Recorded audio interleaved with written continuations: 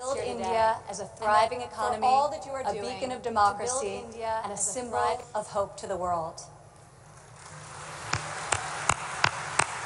What you are achieving here is truly extraordinary. From your childhood selling tea to your election as India's Prime Minister, you've proven that transformational change is possible.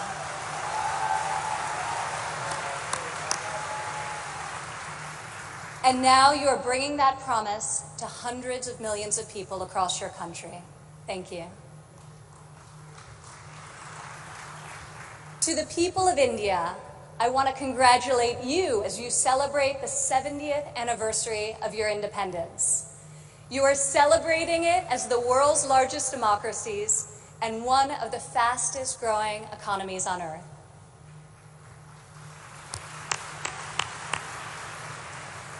Through your own enterprise, entrepreneurship, and hard work, the people of India have lifted more than 130 million citizens out of poverty.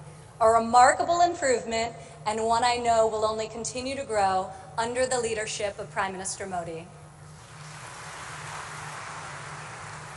All of you are helping India's middle class reach its goal of nearly 500 million people by 2030. You have opened new universities across the country. Your doctors and scientists are discovering medical cures and life-saving technologies. Your engineers and your architects have built modern wonders that grace your skies. And Indian spacecraft have traveled to the moon and to Mars. The people of India inspire us all.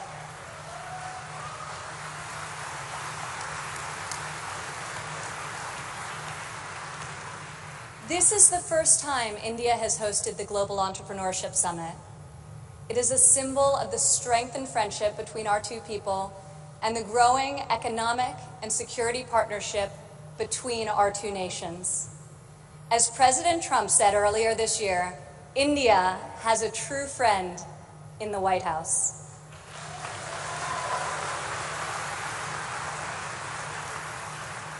I would like to thank the State Department for co-hosting this incredible gathering. I would also like to thank Governor Narasimhan and all elected Indian officials who are here with us tonight for welcoming us to your beautiful country. Thank you. It's incredible to be in this ancient city brimming with transformative technology. Now, your tech centers may even outshine your world-famous biryani. Maybe. CEOs like Microsoft's Satya Nadella went to school right here in Hyderabad.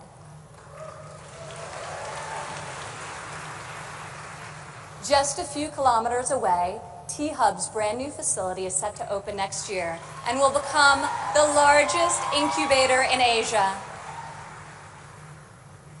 In this city of pearls, the greatest treasure is you, the dreamers, the innovators, entrepreneurs, and leaders who never give up, never abandon your aspirations, and always strive for a better tomorrow. Today, we come together to celebrate what is happening here in India, what is happening in the United States and all over the world. Entrepreneurs are revolutionizing our economies and improving our societies. You are rewriting the rules.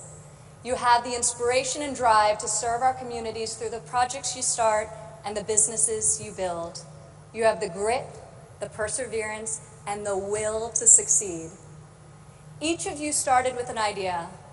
You've worked long days and nights to code the next robot, create the next app, find the next cure, and discover the next breakthrough to improve the lives of millions of people. Some may have tried to convince you that the risks are too great, the rewards too small. But you are here today because you are not afraid to fail. You want to own your future. So I want to congratulate you on all that you have already accomplished.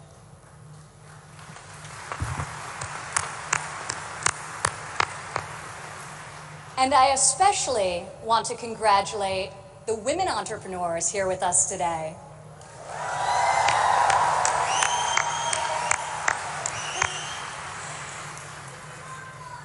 Thank you. This year's summit is focused on a theme that is key to our future: women first, prosperity for all. I'm proud to say that for the first time ever, women make up the majority of the 1,500 entrepreneurs selected to attend this summit. I see all of you out there. Only when women are empowered to thrive will our families, our economies, and our societies reach their fullest potential. As a former entrepreneur, employer, and executive in a male-dominated industry, I've seen firsthand that all too often, women must do more than their male counterparts to prove themselves at work, while also disproportionately caring for their families at home. After my father's election, I saw an opportunity to leave my businesses for the privilege of serving our country and empowering all Americans to succeed. Our administration is advancing policies that enable women to pursue their careers and care for their families, policies that improve workforce development and skills training, and policies that lift government barriers and fuel entrepreneurship so that Americans can turn their dreams into their incredible legacies. In the last decade, women have made remarkable strides in starting new businesses. Globally, between 2014 and 2016, entrepreneurship activity amongst women has increased by 10%. In the United States, within the last decade, the number of women-owned firms has grown by 45%. Even more promising, minority women have started nearly 8 in 10 new woman-owned businesses.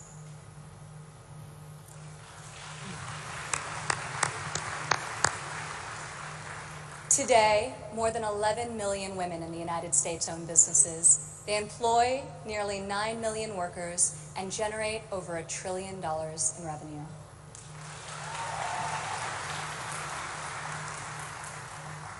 Many women become entrepreneurs and job creators out of necessity.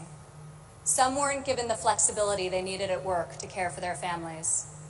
Others lacked professional sponsors or weren't given a fair shot at a promotion. Instead, women, like the many here today, are charting their own courses and achieving incredible feats. Fueling the growth of women-led businesses isn't simply good for society, it's good for our economy. One study estimates that closing the gender entrepreneurship gap worldwide could grow our global GDP by as much as 2%. The woman in this room can lead the way in closing that gap and ushering in a new era of greater prosperity.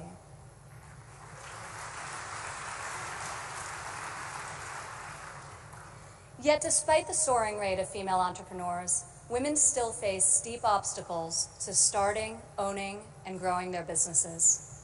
We must ensure women entrepreneurs have access to capital, access to networks and mentors, and access to equitable laws. In developing countries, 70% of women-owned small and medium-sized businesses are denied access to capital. The result has been a nearly $300 billion annual credit deficit for women entrepreneurs in the developing world. In the United States, a Harvard Business Review report found that investors ask men questions about their potential for gains, whereas they ask women questions about their potential for loss. This could in part explain why women entrepreneurs received less than 3% of venture capital funding in 2016. We are working hard to reverse this trend. The U.S. Small Business Administration, for example, increased lending to women by over $500 million this year alone.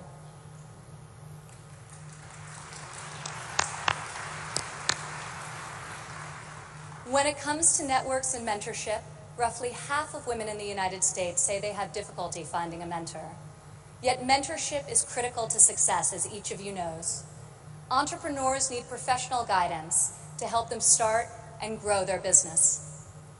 In the United States, we are fostering mentorship through programs such as SCORE, a nationwide initiative where successful men and women coach those who want to become their own CEOs. And when it comes to equitable laws, while many developed and developing countries have made tremendous strides, there is still much work to be done. In some countries, women are not allowed to own property, travel freely, or work without the consent of their husbands.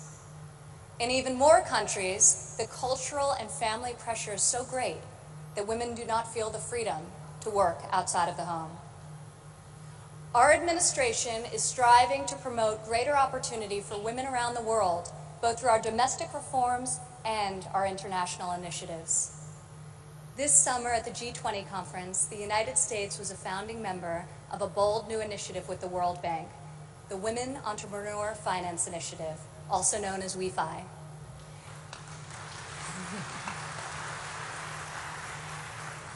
This facility provides access to capital, networks, and mentorship for women in developing countries.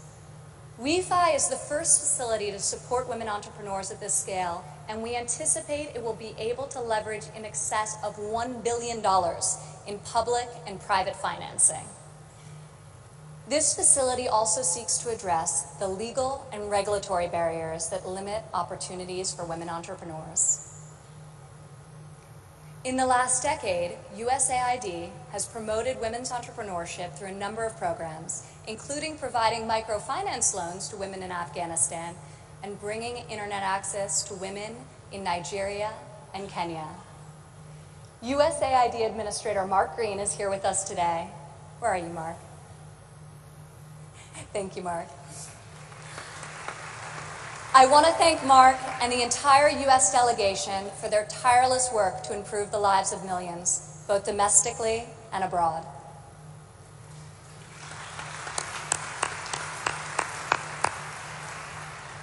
Further, as each and every one of you can attest, this summit is yet another powerful example of a U.S. initiative that connects entrepreneurs around the world with investors who believe in your mission and will champion your success. I want to thank the U.S. business leaders who have traveled all the way to Hyderabad for this inspiring event. I also want to congratulate the more than 350 American entrepreneurs who were selected to be with us here today to represent America's brightest talent.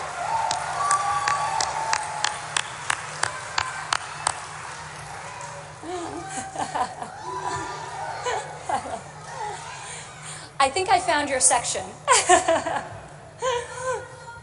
Thank you. At home, our administration is committed to empowering women entrepreneurs through domestic reforms. In the past 11 months, we have expanded apprenticeship programs and prioritized STEM education to ensure that women and men have more opportunities to master the skills that drive progress in the 21st century. We have dramatically reduced job-crushing regulations, which disproportionately hurt entrepreneurs and small business owners. And we are laser-focused on passing long-overdue tax cuts. This will provide much-needed relief to working families and to businesses of all sizes. Also this year, for the first time ever, the President's budget included a proposal to establish a nationwide program for paid family leave. We are committed to supporting women and men who work both inside and outside of the home.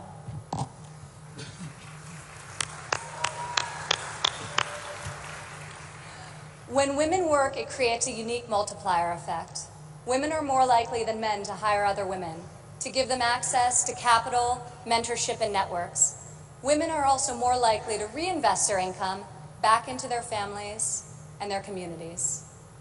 Here in India, I want to applaud Prime Minister Modi for his firm belief that the progress of humanity is incomplete without.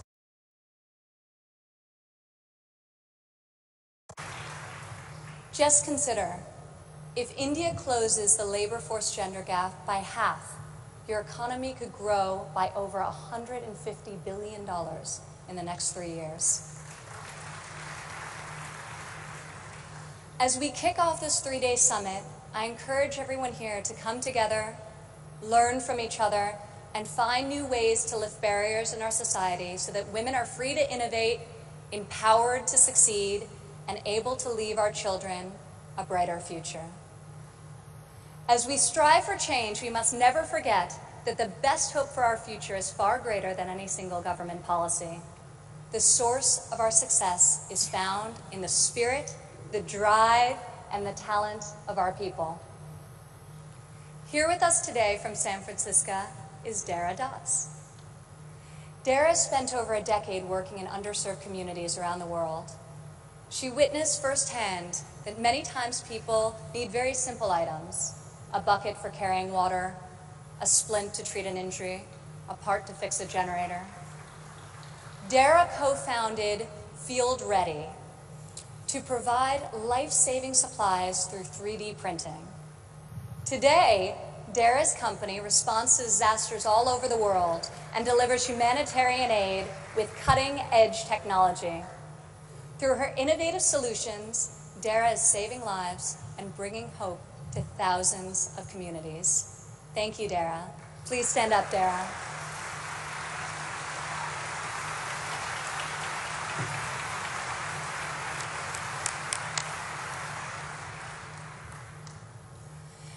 Rajlakshmi Bhartakar joins us from Bangalore, India.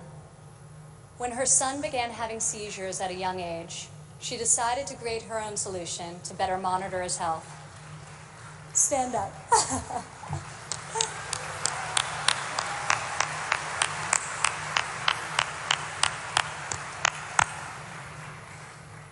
She invented a smart glove that predicts, manages, and detects different diseases and disorders using artificial intelligence.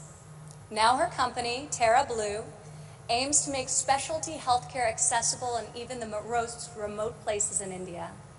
Rajlakshmi, your courage and determination is truly remarkable. Congratulations. Thank you.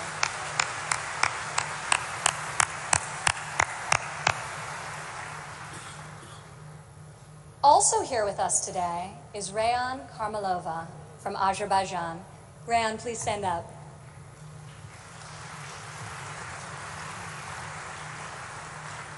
You all won't believe this, but Rayan is just 15 years old. But that has not stopped her from founding a company that harvests energy from rainwater. Rayan has a powerful motto: light up one house at a time. Rayan, each home you light up is illuminating the world. We are inspired by your brilliance and your hard work. Thank you.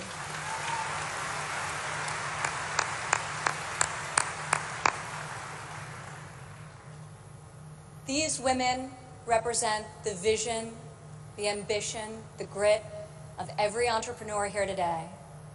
You are saving lives, creating jobs, and bringing hope to our communities.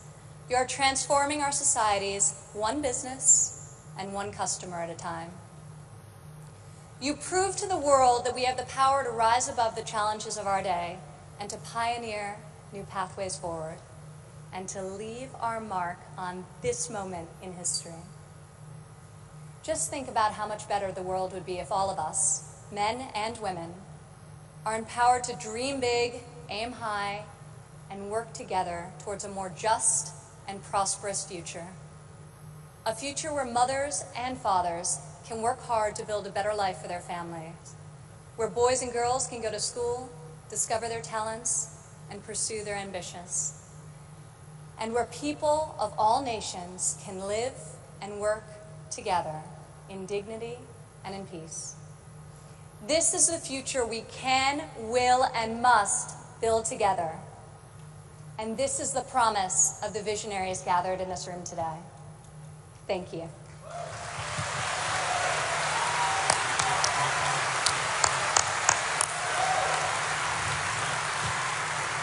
Thank you, Ms. Ivanka Trump.